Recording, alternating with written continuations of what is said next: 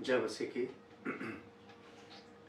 प्रियो, आज मुझे आशा है कि आप अपने परिवारों के साथ अच्छे होंगे और आपके परिवार में सब लोग सुरक्षित होंगे।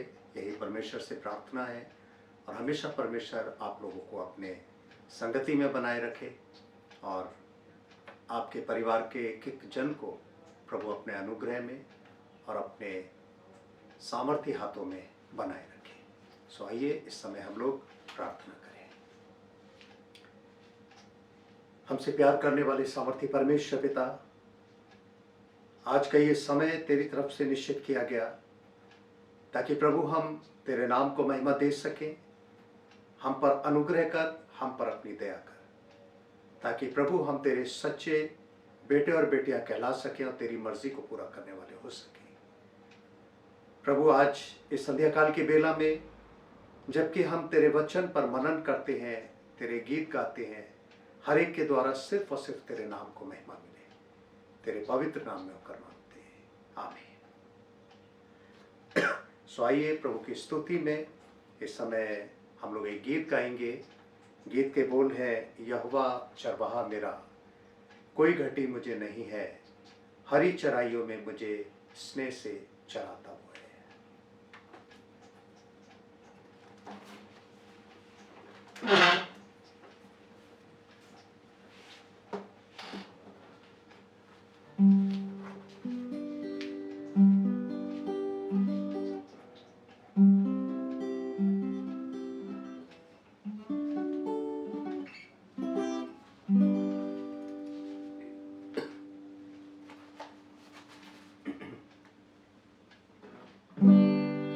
यहोवा चरवाहा मेरा,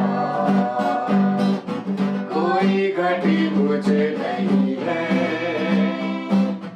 हरी चराइयों में मुझे स्नेह से चराता वो है। यहोवा चरवाहा मेरा, कोई घटी मुझे नहीं है, हरी चराइयों में मुझे स्नेह से चराता वो है। मृत्यु के अंधकार से मैं जो जाता था, प्रभु यीशु करुणा से तसल्ली मुझे दी है। से मैं जो जाता था, प्रभु यीशु करुणा से तसल्ली मुझे दी है। यहोवा चरवाहा मेरा, कोई घटी मुझे नहीं है, हरी चराइयों में मुझे स्नेह से चराता वो है। सिर पर वो तेल मना है, अभिषेक मुझे किया है, दिल मेरा भर गया है और बढ़ भी रहा है। यहोवा चरवाहा मेरा, कोई घटी मुझे नहीं है, हरी चराइयों में मुझे स्नेह से चराता वो है। शत्रुओं के सामने मेज को बिछाता है, ने जो तैयार की मान मेरा मगन है। शत्रुओं के सामने मेज को बिछाता है, प्रभु ने जो तैयार की मान मेरा मगन है।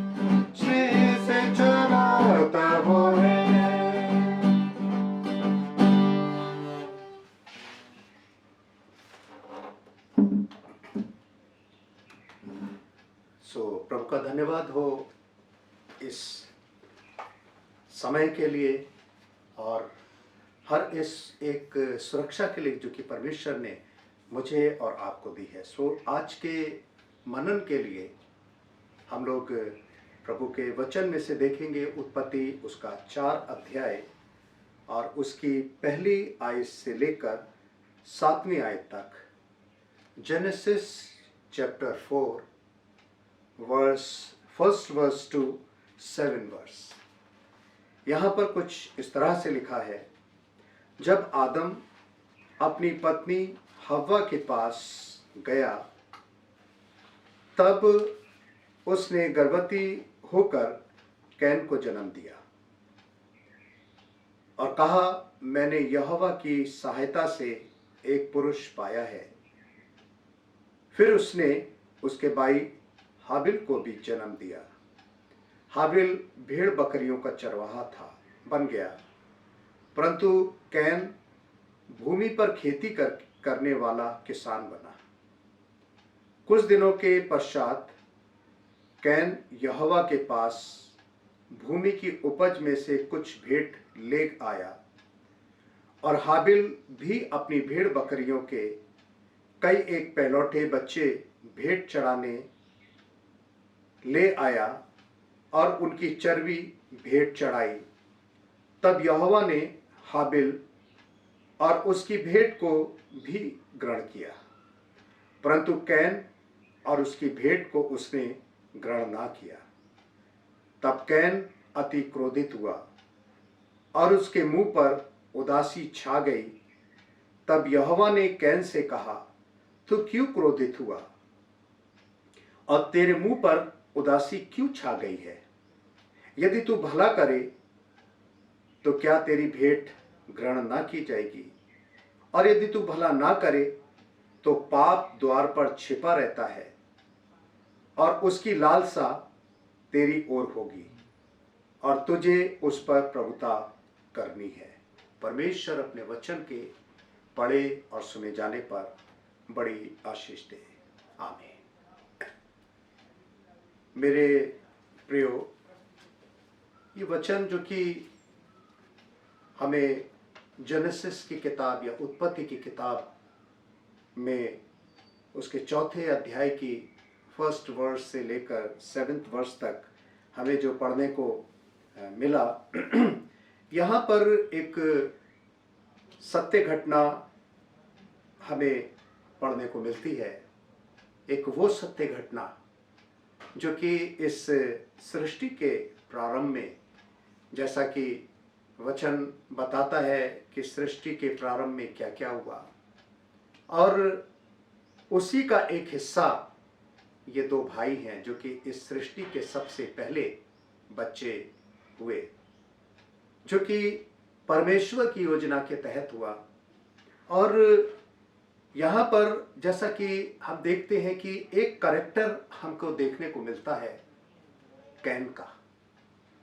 वैसे तो ये 2 भाई हैं, लेकिन हाबिल जो है, हाबिल का जो कैरेक्टर है, आज हम उस पर ध्यान नहीं करेंगे, लेकिन कैन के कैरेक्टर पे हम ध्यान करेंगे, क्योंकि कैन जो है वो एक ऐसा व्यक्ति है जो कि आदम और हव्वा की संतान जरूर है, लेकिन उसका नेचर बिल्कुल डिफरेंट है।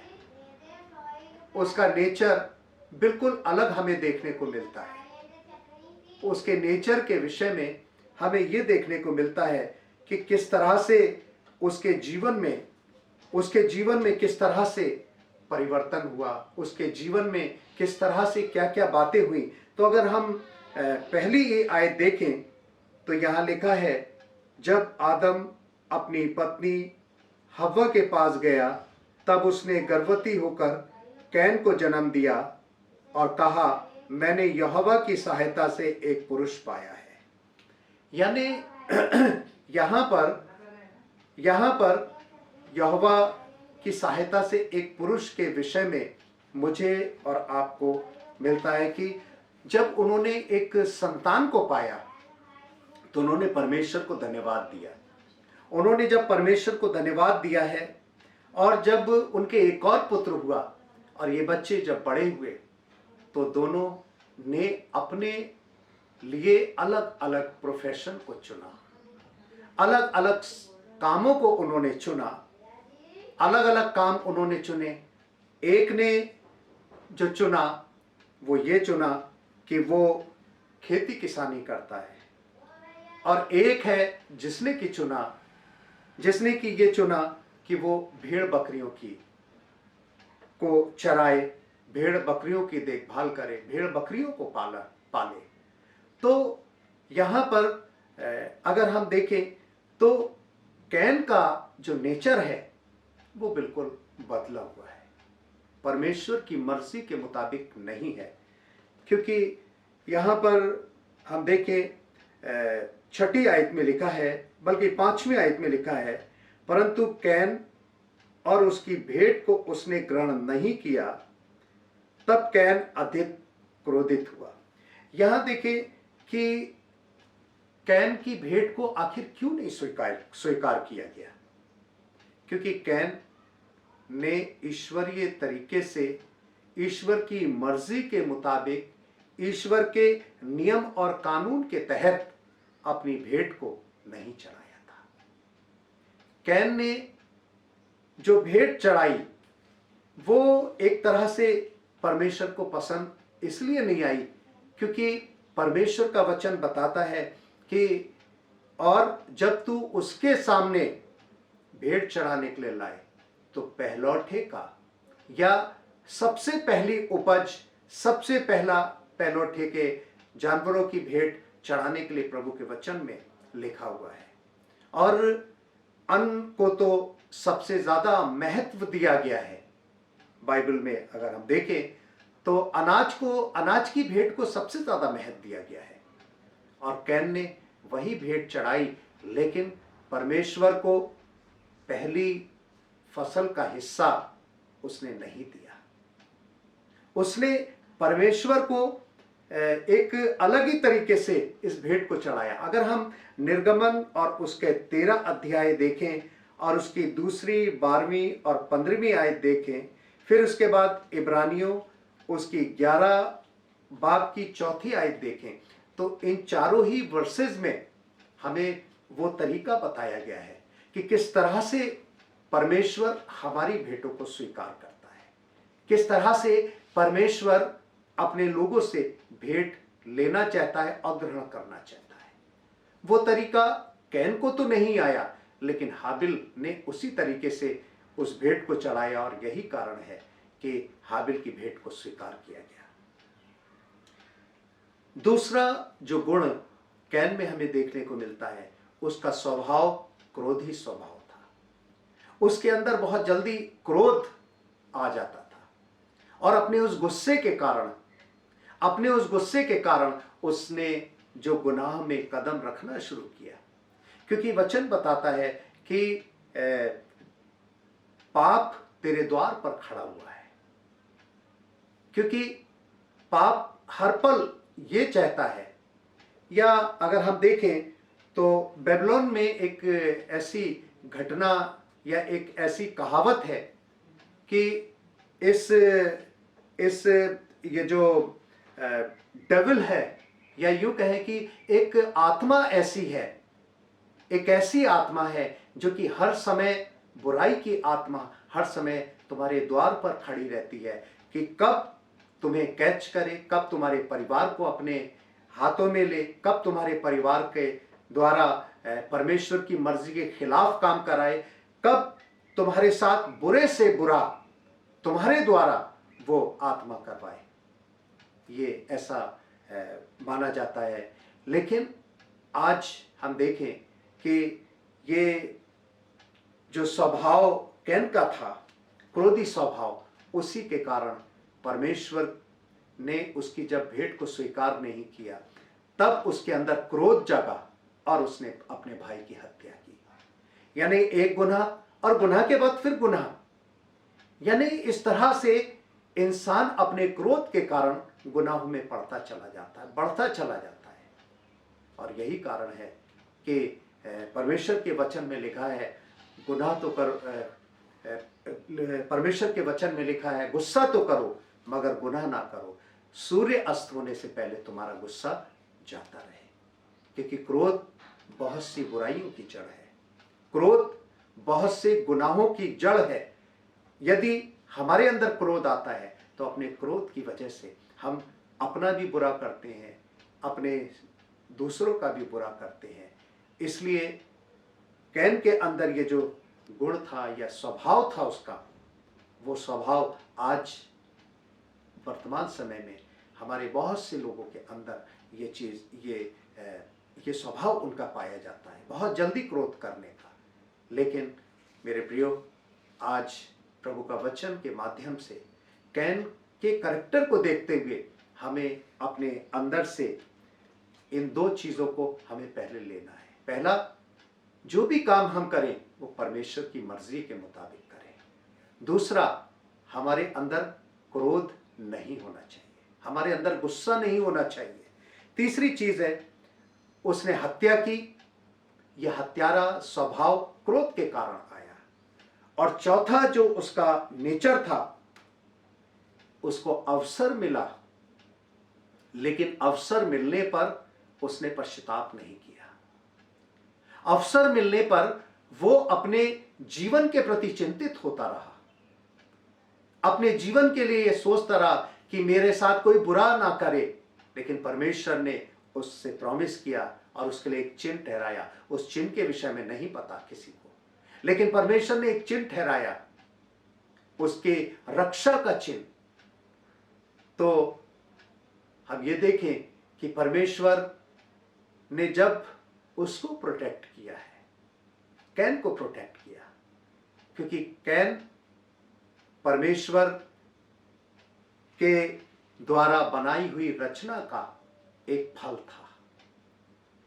कैन परमेश्वर द्वारा बनाए गए आदम और हव्वा के जीवन का सबसे पहलौठा था, सबसे पहला था। और परमेश्वर का वचन बताता है कि पहलौठे के लिए परमेश्वर का दिल हमेशा दया से, माफी से भरा रहता है। और यही कारण है कि जब इजरायली लोग मिस्र की गुलामी में थे, तो उस समय भी मिस्रियों के पहलौठे मरे, लेकिन इजरायलियों के पहलौठे बचाए गए, क्योंकि परमेश्वर ने उनसे प्रॉमिस कर रखा था। परमेश्वर ने उनके पहलौठों को बचाया और उनके एवज में उन मिस्रियों के पहलौठे का बलिदान चढ़वा दिया। आज अब ये देखें,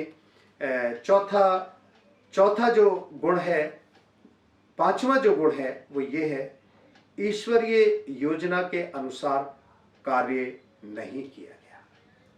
क्योंकि कैन के अंकार करने लगा, परमेश्वर क्यों कर उनके जीवन में भला करने लगा, क्योंकि परमेश्वर तो इन सारी बातों से नाराज होता है। आज मैं और आप, जबकि इस उत्पत्ति की किताब के पहले करैक्टर की हम आज स्टडी कर रहे हैं, उत्पत्ति के किताब के इस पहले जो करैक्टर है वो कैन है। और कैन के जीवन को लेकर, क्योंकि यहीं से दुनियावी बातों की शुरुआत होती है। दुनिया में पहली हत्या कैन के जरिए होती है।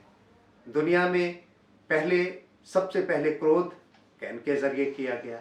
तो इस तरह से हम देखें कि बहुत सी ऐसी चीजें हैं, बहुत सी ऐसी बातें हैं कि जिन बातों के वजह से कैन परमेश्वर की नजर में अच्छा इंसान नहीं ठहरा। लेकिन आज मेरे और आपके सामने इसलिए समय है क्योंकि मैंने और आपने हर एक घटनाओं को जान लिया है। कैन की घटना को भी जान लिया, प्रभु यीशु मसीह की घटना को भी जान लिया, और भी न जाने कितने करैक्टर्स हुए बाइबल के, जिनके विषय में मुझे और आपको पता है। और आज मेरे और आपके सामने पश्चाताप करने का मौका है। अगर हमसे गलतियां हुई हैं तो हम परमेश्वर से पश्चाताप करें। परमेश्वर के सामने हम परमेश्वर से माफी मांगे, क्योंकि परमेश्वर तो हमको बहुत कुछ देना चाहता है। परमेश्वर तो हमारे जीवन में भी एक चिन्ह ठहराना चाहता है, बचाव का चिन्ह। और जबकि इस समय की परिस्थिति को हम सब जानते हैं कि पूरे संसार में महामारी फैली हुई है, और इस महामारी के समय में बहुत से लोग मारे जा रहे हैं। लेकिन जैसा वचन में लिखा हुआ है, और जब तुम उन दिनों को आते हुए देखो तो अपने घर से ना निकलना, अपने घर में रहना। जो पहाड़ों पर हो वो पहाड़ों पर ही रुक जाना, जो छत पे हो वो छत पर ही रुक जाना। और वो स्थिति हमारे बचाव की स्थिति के कारण प्रभु के वचन में मुझे और आपको यह आज्ञा दी गई है। कैन ने परमेश्वर की आज्ञा का पालन नहीं किया। कैन ने परमेश्वर के इच्छा के अनुसार काम नहीं किया, और यही कारण रहा कि कैन ता जिंदगी भगोड़ा रहा, भागता रहा।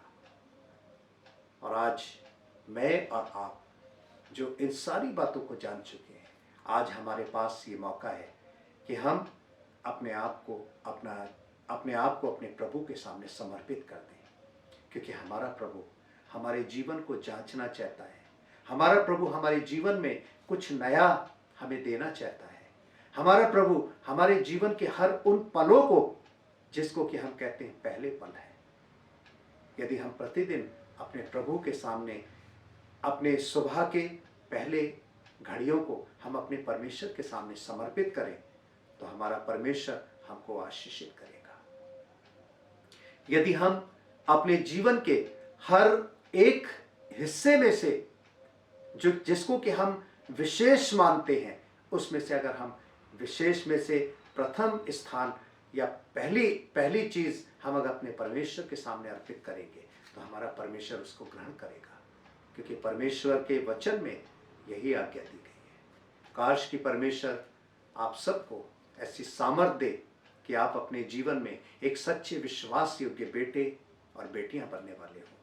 काश कि परमेश्वर आपको ऐसी सामर्थ दे कि आप कैन के समान ना बने। आपके जीवन में तो पश्चाताप का मौका है। कैन के जीवन में भी दिया गया था, लेकिन कैन ने उस समय की कदर नहीं की। कैन ने उस समय में परमेश्वर के बातों को सुन के अनसुना करा। लेकिन आज मैं और आप एक एक सत्यता को जान चुके हैं। मुझे और आपको परमेश्वर की बातों को सुन के अनसुना नहीं करना है। सबसे पहला इस लॉकडाउन में मुझे और आपको परमेश्वर के सामने अपने आप को खाली करना है। अपने जीवन को अपने परमेश्वर को समर्पित करना है। अपने जीवन को परमेश्वर को देना है, और अपने जीवन की हर बुराइयों को अपने से दूर करना है। क्योंकि मेरे प्रियो, ये जलन, ये डाह, ये क्रोध हमारे जीवन का हिस्सा नहीं है। ये तो शैतान की बातें हैं। हमारे जीवन का हिस्सा तो प्रेम है, नम्रता है, दीनता है, एक दूसरे को गले लगाना है, एक दूसरे के साथ अच्छे से व्यवहार करना है। हमारे जीवन का तो ये, क्योंकि प्रभु यीशु मसीह ने यही काम करके दिखाया, ताकि हम उसमें बने रहें और उसके प्रति हमेशा वफादार रहें। प्रभु आप सबको बहुतायत से आशीष दे। हम प्रार्थना करेंगे। दयालु सामर्थी परमेश्वर पिता, आज का ये वक्त तेरी तरफ से हमारे जीवन में दिया गया, ताकि हम तुझे महिमा दें। प्रभु हम पर अपना अनुग्रह कर, हम पर अपनी दया कर। प्रभु हमारे गुनाहों को माफ कर। हम सच्चे हृदय से प्रभु अपने आप को तेरे सामने समर्पित करते हैं। हमें अपने योग्य बना, ताकि हमारा ये समर्पित जीवन तुझे ग्रहण योग्य हो सके। प्यारे पिता, हम दुआ करते हैं तमाम उन लोगों के लिए जो कि सारे संसार में तरह तरह से परेशान है। कोई मुफलसी में है, कोई महारोग का शिकार हो रहा है, कोई अन्य किसी परेशानियों में है। प्यारे पिता, हम प्रार्थना करते हैं उनका सहायक होना, उनकी मदद करना। प्यारे पिता, हम प्रार्थना करते हैं इस समय पूरे संसार के लोगों के लिए, खुदावन, खासतौर से जो इस महारोग के शिकार हुए हैं। खुदावन, तू अपना अनुग्रह कर उनको चंगाई दे, शिफा दे उनको, अपनी सामर्थ भरा हाथ उनके ऊपर रख। उन मेडिकल स्टाफ के लिए दुआ करते हैं, डॉक्टर्स के लिए, नर्सेस के लिए, पैरामेडिकल स्टाफ के लिए, और इसी तरह से प्यारे खुदावन जितने भी लोग प्रभु विभिन्न तरीकों से तेरी सेवाओं में लगे हैं, मानव सेवा में लगे हैं, उन सब के ऊपर तेरा अनुग्रह भरा हाथ हो। हर एक को तू अपनी आशीषों से परिपूर्ण करना। प्यारे खुदावन हम दुआ करते हैं हमारे मध्य में आज तेरी उपस्थिति हुई, इसके लिए हम तेरा धन्यवाद देते हैं। अब से लेकर सर्वदा तक तू हमारा सहायक हो, हमारी मदद कर। खुदावन अब क्या मांगे, हमारे मांगने से पहले सब कुछ तू जानता है। ये सब कुछ तेरे प्रिय पुत्र प्रभु यीशु ख्रीस्त के नाम होकर मांगते हैं, सुनो ग्रहण कर, आमीन। प्रभु आप सबको बहुतायत से आशीष दे। God bless you.